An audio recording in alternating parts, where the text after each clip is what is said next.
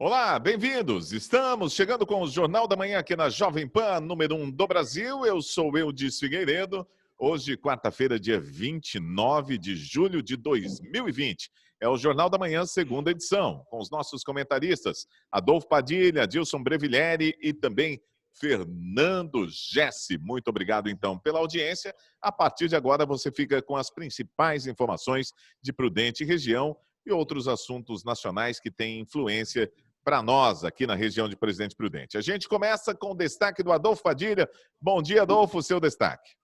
Bom dia, Eudes, bom dia, Jéssica, Adilson, a todos os ouvintes da Jovem Pan. O meu destaque a gente não podia deixar de falar, né? Prudente caminha para a fase amarela agora nos próximos dias, mas veja bem, não é por causa da ciência, como diz o governador, que fez tudo que fez até agora falando que era em nome da ciência. É porque ele determinou que os índices de parâmetros podem ser mudados. Ou seja, a ciência realmente ele nunca usou. O que ele usou sempre foi o modo de gestão de fazer as coisas e deu no que deu. Agora, ele aumenta o índice de ocupação para poder flexibilizar o quê? O comércio, o trabalho, enfim. É o nosso governador sendo o nosso governador. Adilson Breviglieri, bom dia, o seu destaque para hoje. Bom dia a todos. Olha, uma coisa interessante, ontem nós comemoramos que a Azul Linhas Aéreas Brasileiras foi eleita como a melhor companhia aérea do mundo pela TripAdvisor Travelers. É uma das maiores plataformas de passagens aéreas do mundo.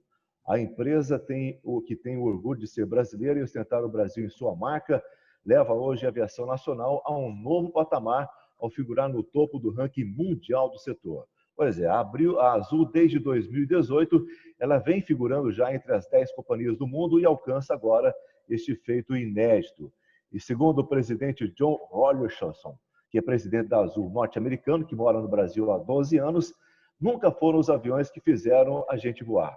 Eu sempre falo aos nossos tripulantes que temos o melhor time de pessoas do mundo. E é isso, né? As empresas são reconhecidas pelo atendimento e pelas pessoas que a fazem. Fernando Gessi, bom dia, o seu destaque para hoje. Bom dia, Eudes, bom dia, Padilha, Adilson, a todos os nossos ouvintes. O meu destaque vai para uma notícia que foi dada ontem pelo Rodrigo Maia. Ele vai coordenar um projeto de modernização do SUS. Eu só gostaria de entender como uma pessoa que tem segundo grau, não tem formação em absolutamente nada, coordena um Congresso Nacional e vai tocar numa área tão complexa que é a saúde brasileira. Ou seja, se isso aí vier a acontecer, eu tenho muito medo de ficar pior do que já está. Muito bem, vamos lá para a primeira informação aqui que nós separamos na pauta. É um policial militar aposentado, Oscar Amâncio da Silva, 68 anos, é a 42ª vítima fatal do coronavírus em Presidente Prudente. O falecimento ocorreu na tarde de segunda-feira, porém, registrado no boletim epidemiológico de ontem, terça-feira. Bom, a situação na cidade de Presidente Prudente, no último boletim, constam ainda 59 munícipes hospitalizados, sendo 19 em unidade de terapia intensiva. Há uma fila de ainda 1.193 pessoas aguardando resultados, além de 4 óbitos suspeitos. Vamos lá para o comentário do Adilson Breviglieri.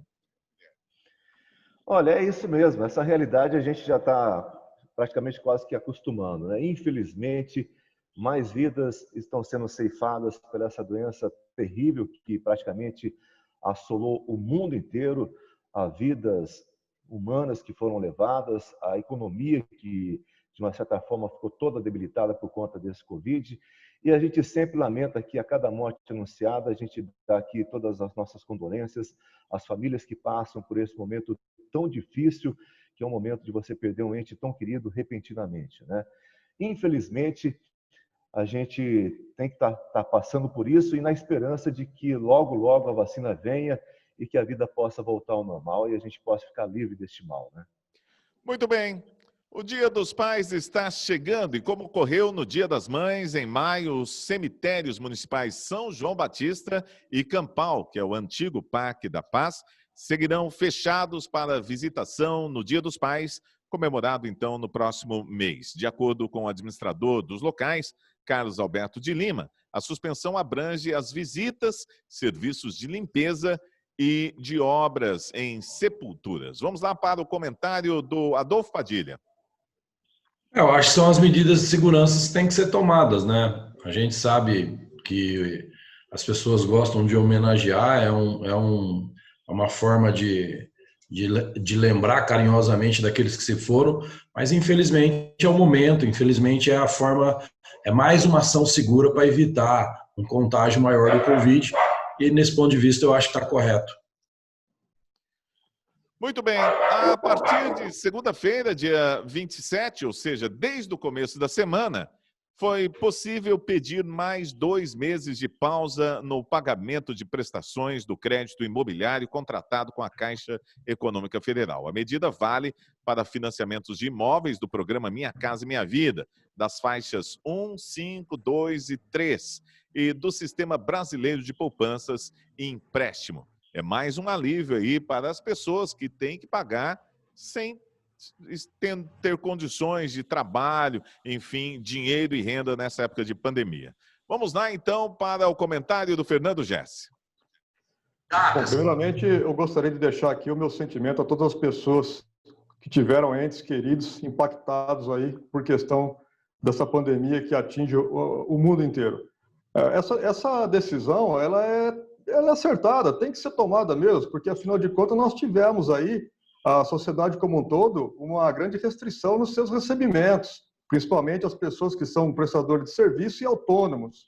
Agora, o grande problema que eu vejo também é que essa extensão do não pagamento, ela deve ocorrer até que tudo volte ao normal, porque, queira ou não, nós vamos ter um sério problema depois que as coisas voltarem ao normal. Eu acho que até por questões aí que podem durar até mais 2, 3, até 6 meses. Então, essa é uma grande preocupação que eu tenho após aí as atividades voltarem ao normal. Vamos lá, então, para o comentário do Adilson Brevileri. Olha, eu acho que essa não é uma questão justa, né? É uma questão extremamente necessária. Como o próprio Gerson afirmou e todo mundo sabe, os ganhos, os vencimentos mensais das pessoas que detêm esse financiamento para a sua moradia, eles foram extremamente abalados. Muitas pessoas perderam o emprego, muitas pessoas tiveram o seu emprego reduzido, principalmente pessoas que são profissionais autônomos, que dependem de vendas, que dependem de serviços. Essas pessoas praticamente tiveram aí as suas economias paradas. E se o vencimento com a prestação da casa própria continuasse, sem dúvida alguma, mais agravamento, mais tristeza, mais preocupação, mais desespero estaria trazendo para essas famílias. Eu acho que é justo, é mais um dedo aí do nosso governo, né, o governo federal, que realmente entendeu que essa necessidade, que sem dúvida vai ajudar muito a todas as pessoas mutuárias que estão esparramadas nesse Brasil inteiro para poder conquistar a sua moradia. Parabéns aí por essa atitude da Caixa Econômica Federal. Muito bem. A licitação que pretende contratar uma empresa para fazer o mapeamento aéreo de Presidente Prudente virou alvo de disputa na Justiça.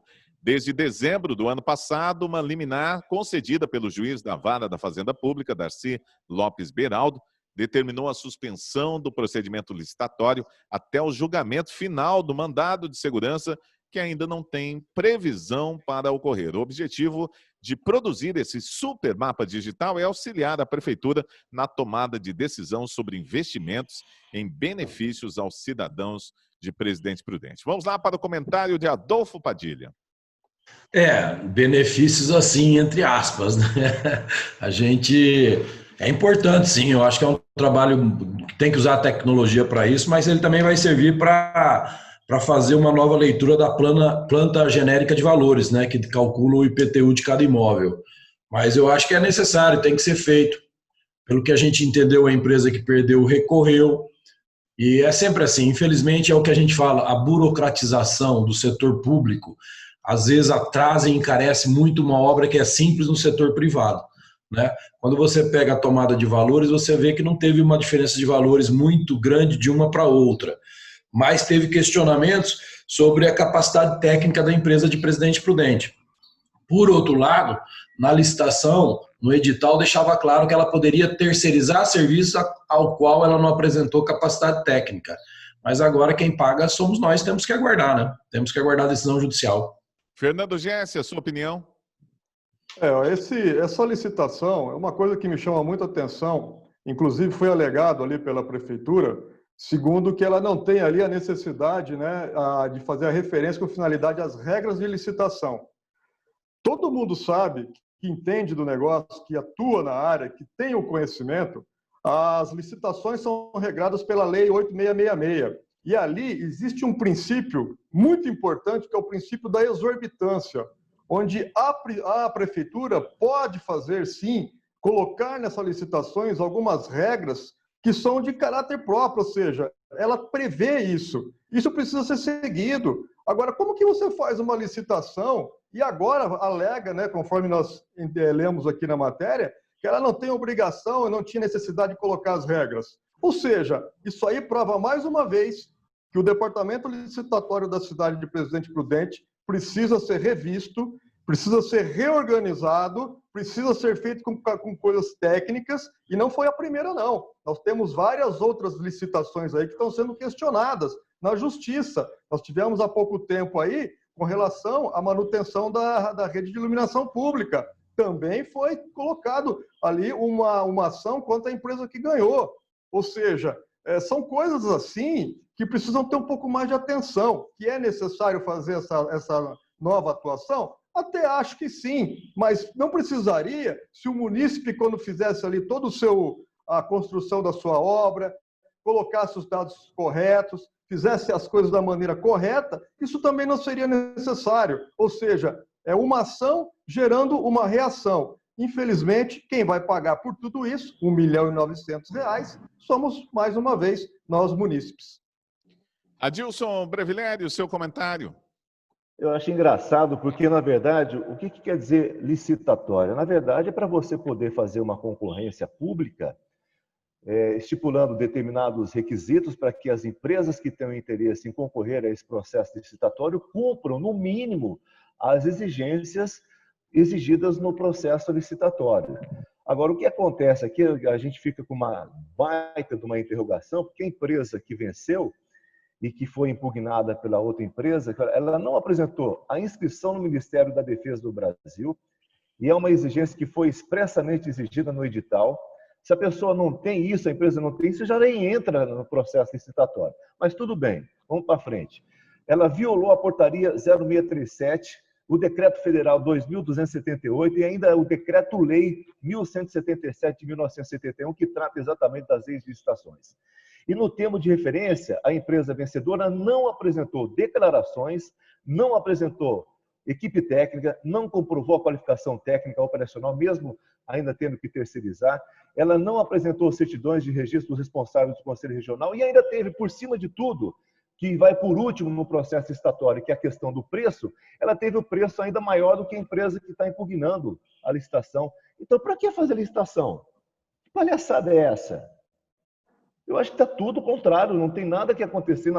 Aliás, essa empresa já devia ter sido desqualificada há muito tempo, que ela não cumpriu nada, o preço dela também ainda era o maior e ela ainda está aí brigando.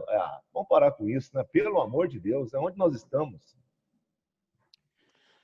Ok, a Secretaria da Fazenda e Planejamento do Estado de São Paulo deflagrou ontem, terça-feira, uma operação, a Operação Nosbor. A ação visa combater a comercialização de produtos sem comprovação de origem e venda sem emissão de documentos fiscais no comércio eletrônico, em operações que ocorrem através de plataformas digitais conhecidas como Marketplace. No Oeste Paulista, há 2 alvos, sendo um em Presidente Prudente e outro em Rancharia. Ao todo, mais de 460 agentes fiscais de renda e de 18 delegacias participaram aí da fiscalização em todo o estado. Para comentar este assunto, vamos lá com Adolfo Padilha. É uma ação grande, né? Ela envolve, aí você pega em volume de dinheiro, segundo a Receita, quase R$1 bilhão, né? São 728 milhões nos últimos 12 meses. É um mercado que cresceu muito, é um mercado que ele tem uma velocidade de crescimento muito rápida e o controle não é tão rápido. Por isso, haja vista que está sendo colocada a proposta do governo federal de colocar um imposto sobre as vendas online, né? Mas nesse caso aqui não é só sonegação do imposto, né? Aqui também tem a procedência das mercadorias, que a gente ainda não... As pessoas não sabem de onde vem, então até isso está sendo apurado. Tem muita mercadoria que não tem procedência nenhuma. Passa a ser um crime mais sério um pouco do que simplesmente não pagar impostos, né? Mas é uma coisa que pode ter certeza que nós vamos ver muito. A velocidade, o GES pode falar com mais autoridade, a tecnologia ela avança muito rápido.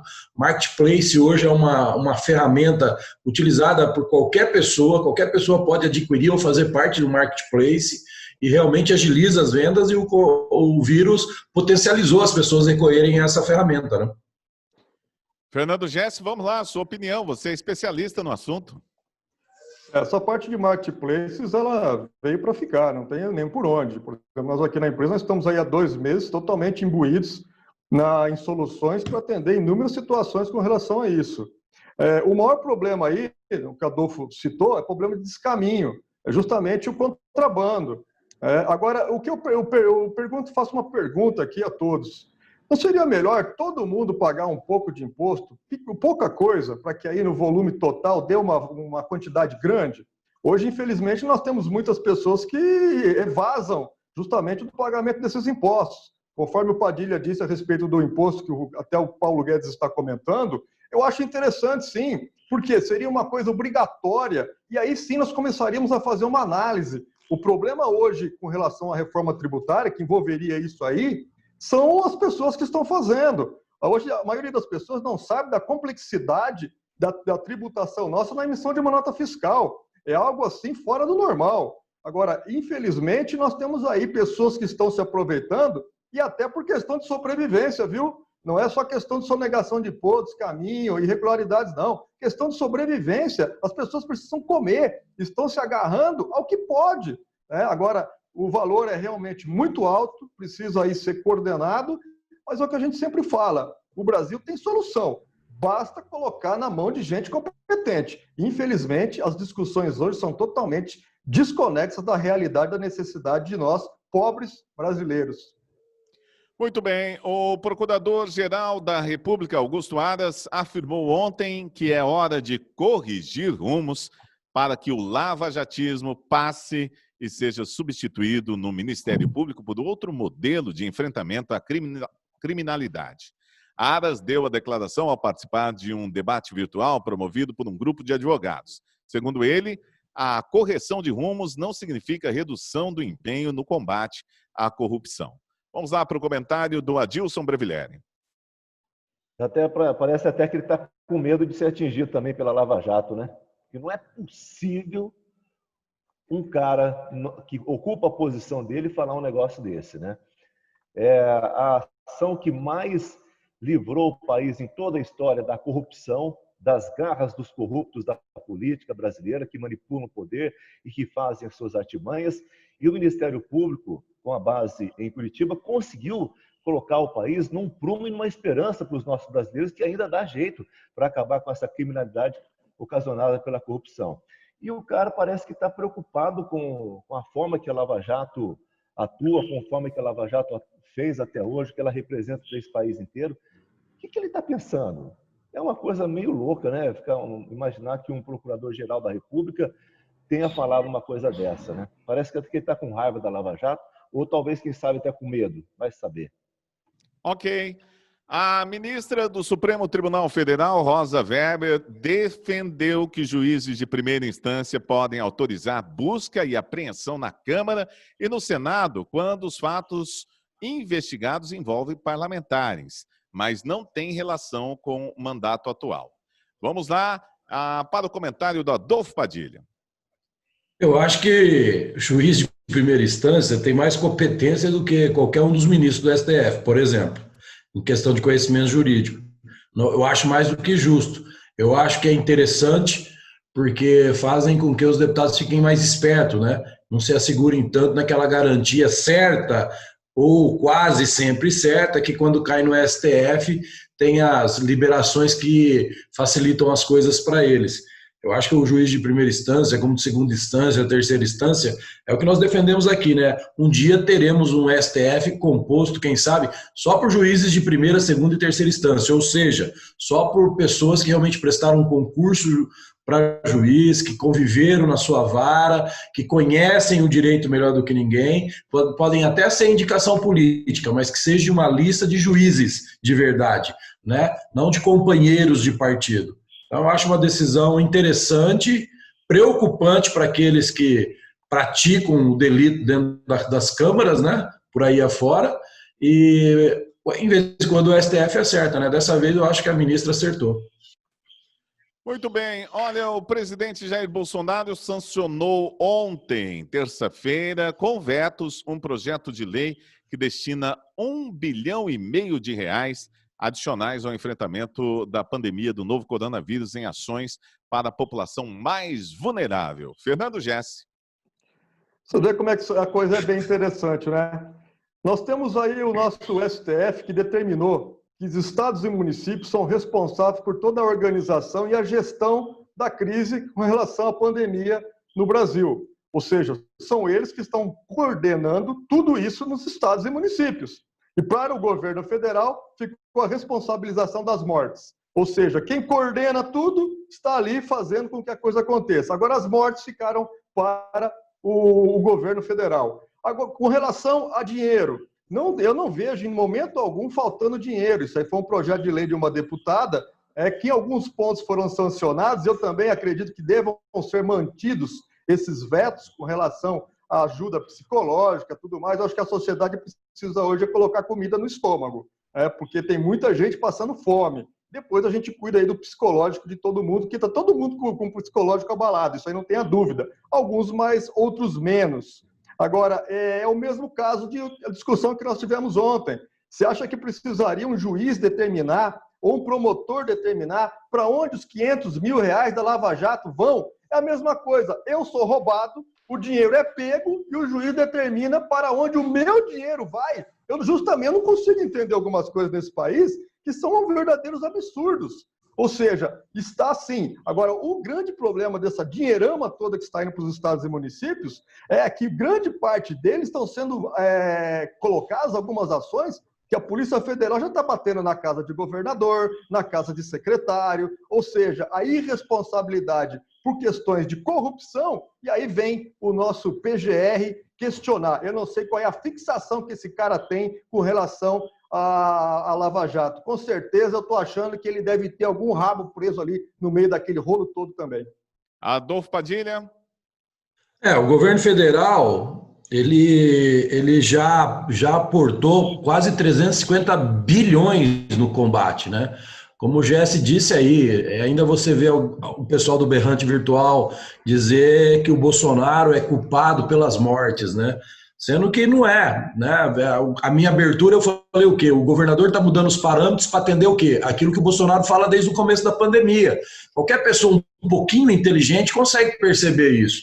Então, quer dizer, se irritam quando dizem que o Bolsonaro tem razão, né? Mas infelizmente, na maioria das vezes, ele acaba acertando. Ele arrisca e acerta, se querem pensar assim.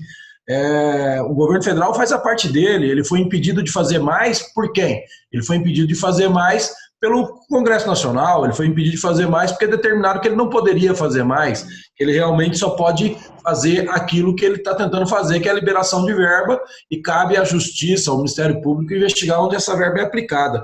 Sobre a PGR e a Lava Jato, vaidade tem em todo lugar, gente, e no Judiciário não é diferente.